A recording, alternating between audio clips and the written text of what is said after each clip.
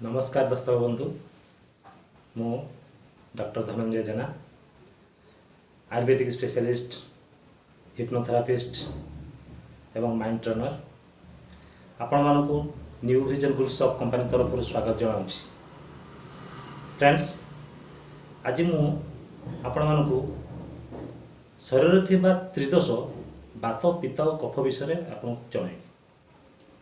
ये बात पित्त और कफ केमिति आम शरीर में विभिन्न प्रकार रोग सृष्टि कारण से विषय आज आपण मानकु विस्तार रूप में जणाइबी। तेणु ध्यान सहित ये वीडियो को शेष पर्यंत देखंतु एवं जानतु जे आम शरीर में जेते प्रकार रोग सृष्टि होउची सब ये बात पित्त और कफ दोष कारण। फ्रेंड्स आयुर्वेदिक शास्त्र हिसाब रे बा आयुर्वेदिक विज्ञान हिसाब रे आम शरीर में त्रिदोष अवस्थिति अच्छी सेटा हूँ बात पित्त और कफ। जदि कौन सी कारण यही बात पित्त कफ आम शरीर में इनबालांस हो ताहले आम शरीर में विभिन्न प्रकार रोग हबार संभावना अच्छी। बात दोष जदि आम इनबालांस हो जाए ताहले आम शरीर में 80 प्रकार रोग हबार संभावना अच्छी। जदि पित्त दोष इनबालांस हो जाए ताहले आम शरीर में 40 प्रकार रोग हबार संभावना अच्छी। जदि कफ दोष इनबालांस हो जाए ताहले 28 प्रकार रोग हबार संभावना अच्छी। आम शरीर में 90% रोग यही बात पित्त और कफर इनबालांस जो होता है। यही बात पित्त और कफर इनबालांस को जानिया आम आयुर्वेदिक शास्त्र रे एक विधि अच्छी जहाँ को कहुए नाड़ी परीक्षा। नाड़ी परीक्षा माध्यम रे यही बात पित्त कफ आम शरीर कोटा इनबालांस अच्छी आम जापर। वर्तमान समय एक मेसीन रो उद्भावन होची जो मेसीन माध्यम रे आमे ये बात पित्त कफर केते केते मात्रा इनबालांस होची बा कि केते मात्रा बैलेंस अछि ता आमे जानि परिबा। से मेसीन टी होची ए मेसीन जा ना होची नाड़ी तरंगिणी। आपण चाहिले आपको वेबसाइट रे आ विषय सर्च करि जानि परिबे।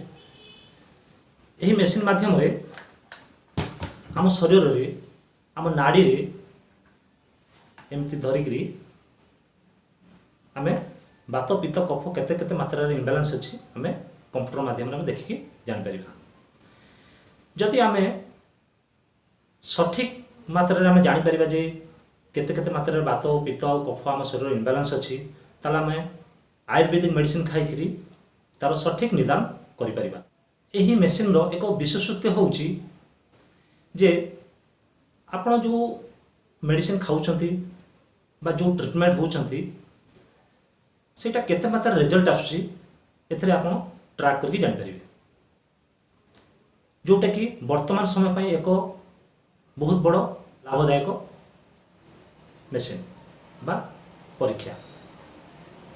फ्रेंड्स जदि आपण आपणकर बात पित्त कफ केते मात्रा इनबालांस अच्छी आपण जानबा चाहउछंती ताले मो सहित यही तले दिया नंबर रे कांटेक्ट करंतु एवं आपणकर बात पित्त कफ केते मात्रा इनबालांस अच्छी जानतु आउ ता सहित सठिक आयुर्वेदिक मेडिसिन खाई आर निदान करंतु।